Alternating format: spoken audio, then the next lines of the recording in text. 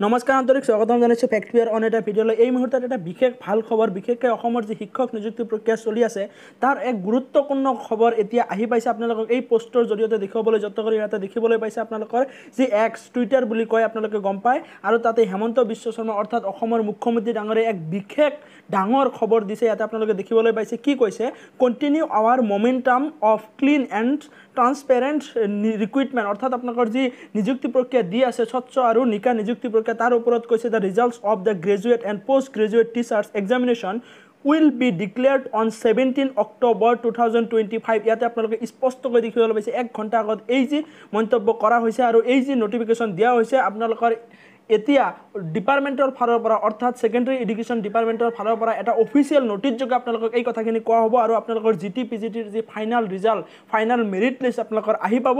গোটেইখিনি বস্তু আপোনালোকে এই পোষ্টটোত গম পাইছে যে আপোনালোকৰ জিটি পিজিটিৰ আপোনালোকৰ final result, final merit list আপোনালোকৰ 17 অক্টোবৰত আহি পাব আৰু তাৰ মৰ্মে আপোনালোকক নিযুক্তি দিয়া হ'ব কেতিয়া, আপোনালোকৰ 25 আৰু 26 অক্টোবৰত যি নিযুক্তি প্ৰক্ৰিয়া হ'বলৈ গৈ আছে সেই নিযুক্তি প্ৰক্ৰিয়াক অংশীদাৰী হ'বলৈ আপোনালোকৰ যি ৰিক্ৰুইটমেণ্ট প্ৰক্ৰিয়াৰ যি ফাইনেল ৰিজাল্ট সেই ৰিজাল্ট আহি যাব। আপোনালোকৰ কেতিয়া আহিব ইয়াতে স্পষ্টকৈ কোৱা হৈছে 17 অক্টোবৰত আপোনালোকৰ ফাইনেল ৰিজাল্ট আহিব। তো যিসকল কেণ্ডিডেটৰ ডকুমেণ্ট ভেৰিফিকেশ্যন প্ৰক্ৰিয়া হৈছিল, আপোনালোকৰ নথিপত্ৰ পৰীক্ষণ হৈছিল, তেওঁলোকৰ বাবে ভাল খবৰ যে আপোনালোকৰ ৰিজাল্টটো 17 অক্টোবৰত আহি পাব। এতিয়া আপোনালোকৰ অফিচৰ পৰা যিখন অফিচিয়েল নটিচ আহিব আপোনালোকে ৰিজাল্ট কেনেকৈ চেক কৰিব গোটেইখিনি বস্তু আপোনালোকক পৰৱৰ্তী সময়ত জনাবলৈ যত্ন কৰি আপোনালোকে কোনটো ৱেবছাইটত গৈ ভালকৈ অতি সহজে ৰিজাল্টখন চেক কৰিব পাৰিব। তাৰ কাৰণে আমাৰ চেনেলটো চাই থাকিবলৈ নাপাহৰিব। এই মুহূৰ্তত এটা বিশেষ ভাল খবৰ যে আপোনালোকৰ জিটি পিজিটি কেণ্ডিডেটসকলৰ ৰিজাল্ট আহি যাব।